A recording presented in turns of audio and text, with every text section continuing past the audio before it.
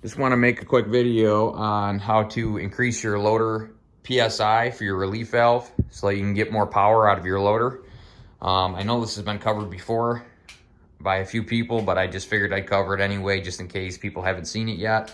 I don't know, maybe I can go through a little more detail for you guys. But anyway, every tractor, depending on, it doesn't matter what kind of tractor you have, whether it's a John Deere, a New Holland, Kubota, they all have a relief valve. And basically all you're doing is altering that valve so that it can retain more pressure before it relieves.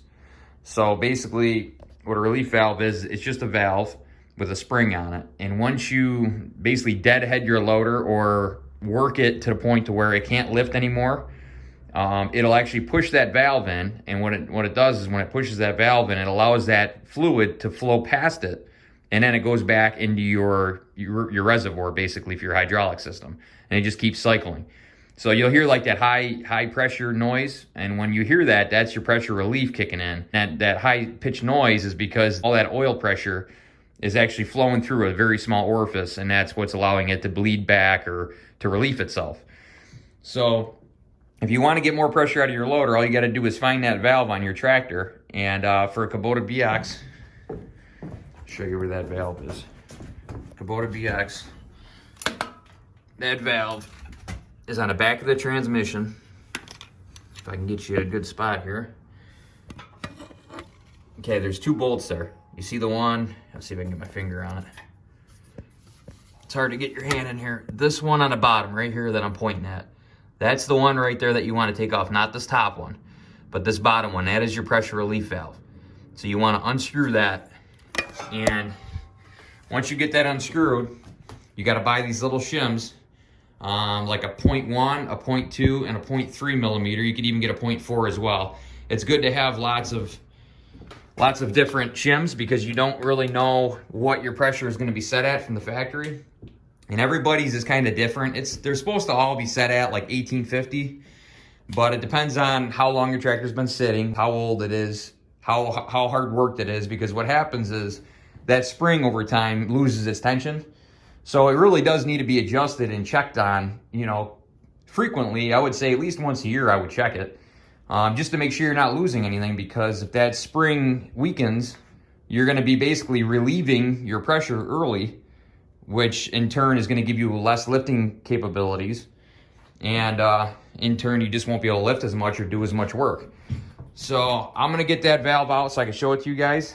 But just want to show you a couple things you're gonna need if you do this. You're gonna need a 7/8 inch socket, a pretty decent extension, 6-inch extension. This is an 8-inch. A ratchet, obviously. You're gonna need a hydraulic pressure gauge. This is just a regular water-filled gauge for hydraulic pressure. And then you're gonna need a fitting.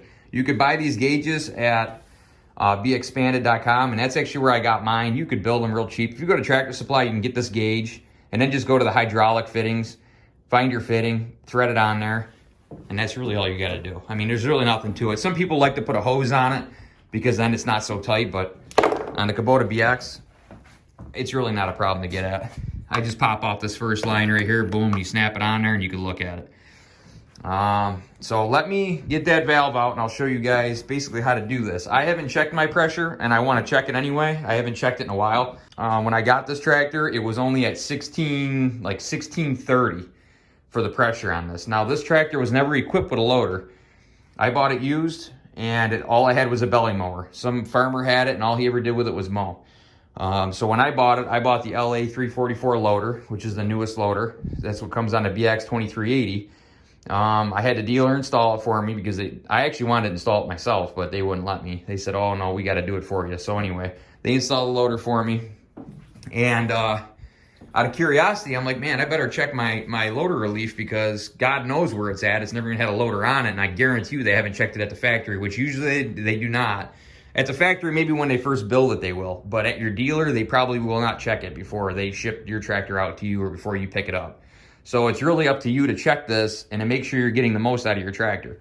I think the stock pressure should be set at 1850 from what I believe. If somebody knows different, then let me know. But I believe it's 1850 PSI.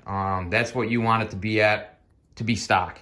I have mine closer to 2000 from what I remember. I want to say it was like 1990 or 1980 because I cranked mine up a little bit. And from what I've heard, these lines, I believe these are 2000 PSI lines. So these can hold up to 2000 PSI, and I believe even people have told me 2200 PSI. So I've actually talked to a few guys on, trying to see if it says anything on this about how much pressure it can take. Because there should be something on there that'll indicate how much pressure these lines will take before they explode. Because you want to make sure you do not go over the line pressure. That's the biggest thing. You don't want to have a blowout. But from what I understand, I did a couple, actually I posted a couple threads on orangetractortalks.com, and I asked people, I said, hey, I got my Kubota BX at 2000 PSI. Who's got theirs higher than that? And for how long have you had it that way? Because I want to know, like, longevity wise. You know, when you start cranking it up about over 2000 PSI, you got risk of, you could be blowing seals out of your cylinders, you could be bending shit, you could be blowing hoses. So most people say do not go above 2000 PSI. I think I'm gonna do it because I've been at 2000 PSI now, basically since I bought the loader, and I haven't had any problems. I've had extra lift capacity, I love it. I've definitely had to increase my ballasting if you do this. I have beet juice in my tires, and then I also have about 200 pounds roughly hanging off the back in suitcase weights. So you definitely, and it's still not enough. I could still pick my whole ass end up in the air, and it's at 2000 PSI. Now, before, when it was at 1650, before I checked it, even with no weights, the tires weren't filled, I had no weights on the back, it couldn't even lift the back end in the air. So it just shows you, you know, what a difference that is, going from 1650 to 2000. Now I got an added 350 or so pounds in the back, and it still lifts itself up in the air, where before, at 1650, I had no ballasting, couldn't even lift itself in the air. So, I mean, it's quite the difference. So, let me take that valve out, and I will show you guys. Oh, the thing I wanted to talk about was, there was a guy that said, he goes, I've had mine at 2200 PSI, and it's been like that for like the last 800 hours. He goes, I've had no problems at all. So the fact that he said that, and there was a couple other people that said I'm at 2200 as well. But like I said, you got to have proper ballasting, because there's absolutely no point in turning up your loader pressure if you don't have proper ballasting, because all you're going to do is pick your ass end up in the air. You're not going to get any more work accomplished, and all you're going to do is put extra load on your loader. You're going to put extra load on your front axle, and you're just going to end up breaking shit. So I don't recommend doing this at all unless you're going to do proper ballasting first. Let me take that valve out, get it up on the bench, and I'll see you guys in a minute. The back of the tractor here now, I just cracked it loose. See if I can get you a good view of it. Okay, remember, it's that bottom one, okay? I just broke it loose. See why you need a longer extension? Because otherwise you just can't, there's just no room to really get a wrench in there. Let me take it out. Now you're gonna lose a little bit of hydraulic fluid when this comes out. It's not a big deal. You don't have to worry about topping it off. It's not that much at all. And sometimes you don't lose any.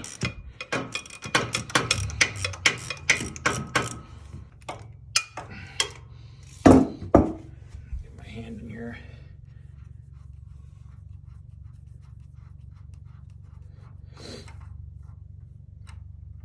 Okay, so now you want to be careful when you take this out, because there's washers in there. There's very little shims in there underneath that spring, and you don't want to lose them, and you don't want to lose that spring either. So you pull it out like that very slowly, nice and easy. And if you could look, I mean, there's just a very little bit of oil that comes out. I don't even think really any came out that time for me. But you see that valve in there? That's what that spring presses up against. You can see that's a valve in there. And when you deadhead your loader and it maxes out, then that's what you hear, is that noise, because it goes through a small orifice. It pushes that relief spring open, and then it allows that fluid to dump back and return back into the transmission or your reservoir.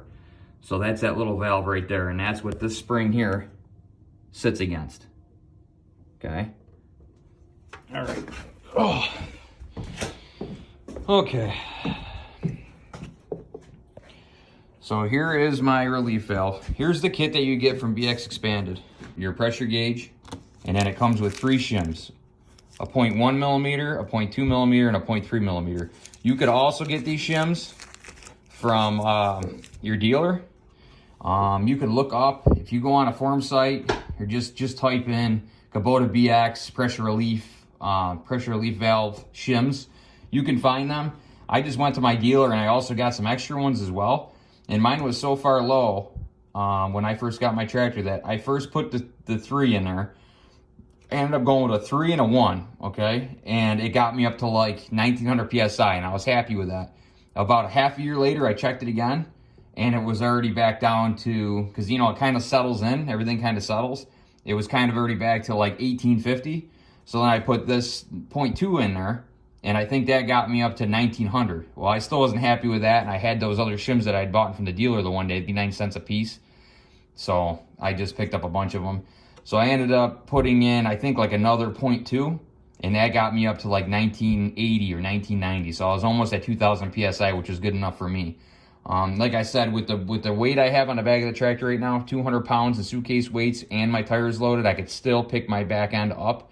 So for me, I'm good. Like I already have enough power to where I could still pick my ass end up. So I'm not going to increase it anymore until I get more ballast, because otherwise there's just no point.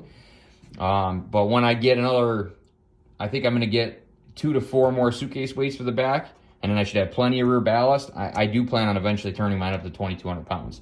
And then I will do a lift test for you guys. I got this crane scale, and I plan on doing lift tests for you guys so that we can see basically how much this loader can lift, and if you guys want me to do certain tests, like lifting up pallets, or let me shut it off.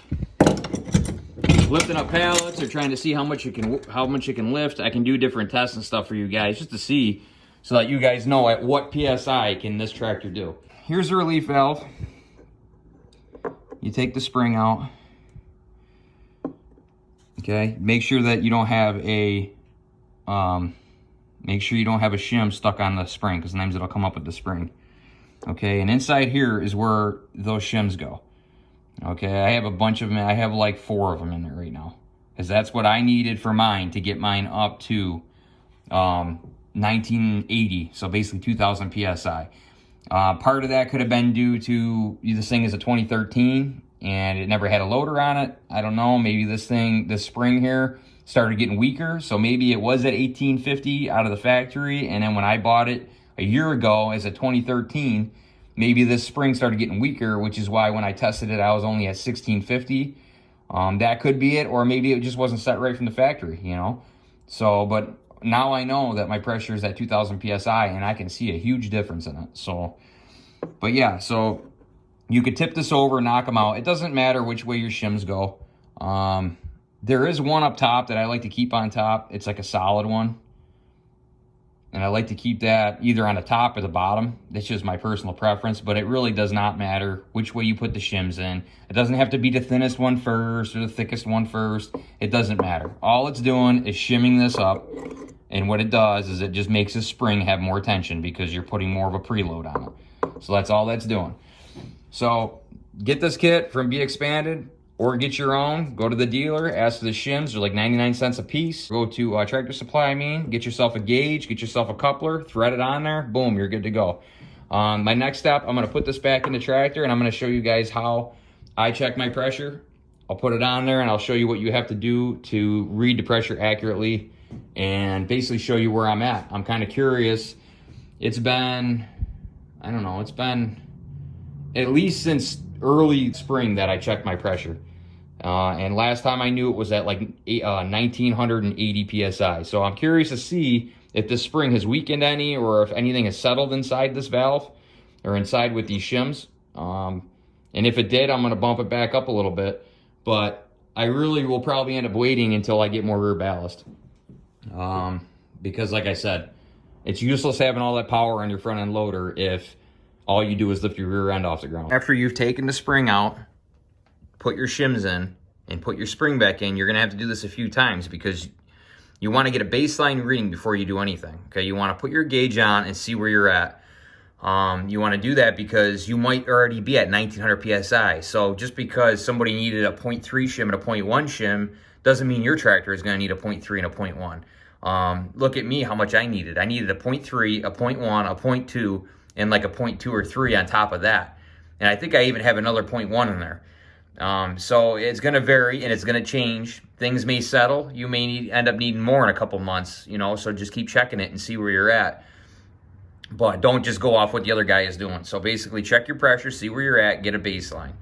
Once, say you're at 1800 PSI, there's a chart you could find to see exactly how much pressure. I want to say it's 40 pounds per 0.1 millimeter. So I want to say like 0.2 millimeter would be 80 pounds of pressure increased. I think that's how it is. I can't remember. It's been a long time. But you can find that information online to see exactly how much millimeter of a thickness of shim is going to give you what for PSI. And if you don't even know that, that's fine. Just start out small. So say you're at 1800 PSI. You know you're not too far away, so maybe put a 0.2 in first. All right, and then put this back in. Put a 0.2 in here, thread it back in, fire it up, check it, see where you're at. If you're at 2000, good. If you're at 1950, well, then add a 0.1 shim in there. Take it back out, add a 0.1. That's if you want 2000 PSI. You know, it all depends on, like I said, what you have for rear ballast and how much you want to lift. And, you know, it's all kind of personal preference and what you want. So anyway, I'm going to put this back in carefully, as you don't want to lose the spring or the shims. So I just go like this.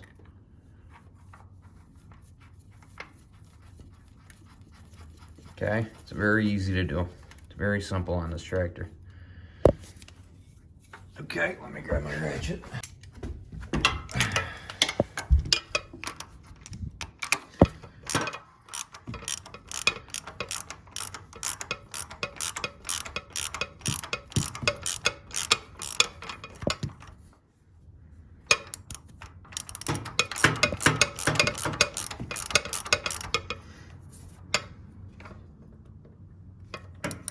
Okay, and you don't want to crank it on there. Just snug it up. That's all you got to do. Oh. Now that that's back in there, the next step you want to do is you want to come over to your loader. Okay, you want to disconnect one of your lines. You could pick any line you want. I always pick the front line. It's just the easiest one to get to for me. So let me get a rag. I feel like making a mess today. Okay. Take that off.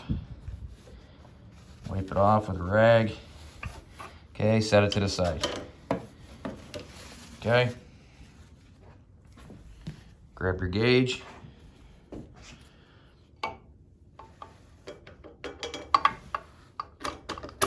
Put it on. Make sure you're locked in. Boom, done. Okay. So I believe the front one, is down on a loader stick. So down should give me the pressure on that one. If you're on a different line, you got to figure out which one you are. You know, are you dump? Are you curl? Are you raise? Or are you lower? You know what I mean? Just figure out which one you're on. If you're choosing a different line than I am. And then just move that stick in whatever direction you're on so that you can get that reading on, out of that line.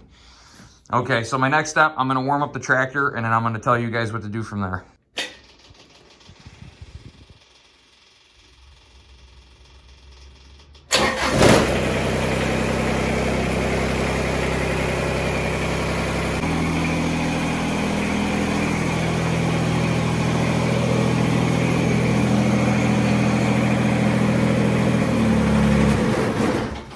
Okay, so now that my tractor is warmed up, I will show you guys. I actually just tested this and I was wrong. You got to go up. Okay, so up. If you're using the first line on your manifold, then you want to go up with the joystick. I don't know why I was thinking down. I knew that too. So anyway, what you want to do once you get that plugged in, first release your pressure, plug it in. That way it's not shooting out at you. Plug your gauge in, fire up your tractor, and what you want to do is you want to go to full revs, okay? And then you want to go full up. So go full up on it, check your gauge, see what it's reading. As you're holding up on it, see where it's bottoming out at, okay? And that's going to give you your loader relief pressure. So check it, see where you're at.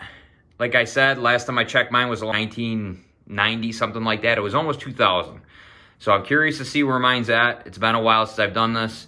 As I said, this is a good thing to do, to check it every now and then and make sure you're getting the most out of your tractor. So let's just fire it up and see where I'm at. Let me see if I can zoom in so you guys can see the gauge better. Okay, can you see where 2000 is? Okay, so let me start this up and we'll see where I'm at.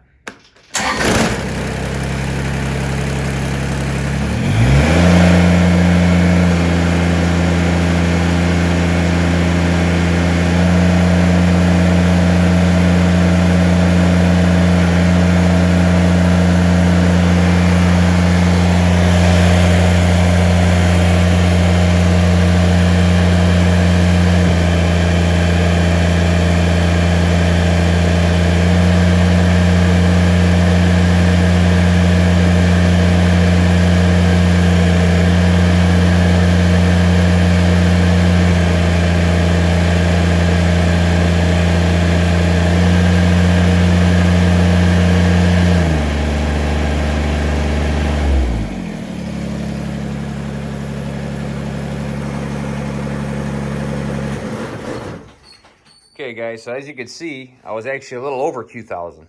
So maybe I was at 2,000 before and I just thought I was at like 1990. So that's good. I'm at like, I don't know, 2,050. I want to say that was. I have to look back at the video and see what it was. It was kind of hard to read from where I was at. But yeah, that's how you check it. So like I said, if you want to do this on your own, first thing you got to do is get yourself a gauge. So whether you go to bxbandit.com and you buy the kit, it comes with the shims, it comes with the gauge, you'll be all set. And it's the exact same thing I'm using right here. So if you like what I'm using, buy it from them. It's a nice kit. I think it was like 60 bucks, I want to say, something like that. Whether or not it's went up since then, I don't know. You can go to Tractor Supply and just build your own. All you got to do is get a hydraulic pressure gauge and either put a hose on there and get a hydraulic coupler, or just get the coupler and thread it right into the gauge. You could do it like that too. As you can see, it's a little harder to read. You know, it's nice if you got a hose, you could bring it up to you. But the problem with the hose that I don't like is it's just introducing more air into the system. And I've seen guys like try to bleed them out, and I don't know. I don't think it's going to be as accurate. So I just like having the coupler go right into the gauge, because then I know it's, you know, less room for error, I guess. So anyway, get that, plug it in, go to the first one on the manifold. You know that's up, okay, and fire your tractor up. Go to full revs, push up, see where you're at. It should climb relatively quickly. See where it stops at. You don't want to hold it for a long time, because you know that relief valve is relieving, and you don't want to hold it, because what happens is that oil is getting fed through the small orifice and it's heating the oil up. So if you keep holding it like that, you know, it's just not good for your system. It's getting the oil hot, and you're deadheading it. So, you know, do it enough to see where you're at, stop. And then when you stop, it'll, you know, once you let off, it'll very slowly go down. And if you want it to go back to zero, just go any other direction with the joystick. The minute you go to do another function, it bleeds all of that fluid pressure out of that one function that you first tried. So the minute you change functions, you'll go back to zero. And then you can take out the plug, your relief valve, take your spring out, add a shim or take a shim away, depending on where you want to be. Put the spring back in, thread your valve back in, and then fire the tractor up, go to full revs, try it again. See where you're at. And just keep doing it until you get it to where you want it. And like I said, it's all going to depend on where you want your pressure, how much you're going to be lifting with your tractor, and how much ballast you have on the rear. Don't go more than your tractor can handle. There's no point. All you're going to do is you're going to stress out your axle and just hurt your tractor in the long run. So make sure you got proper ballasting and you'll be all set. So I hope this helps somebody that maybe hasn't seen this yet, or maybe was kind of confused on how to do it. Hopefully this helps you. If there's any other videos like this that I can do for you guys, just let me know. Aside from that, make sure you like and subscribe. Thanks.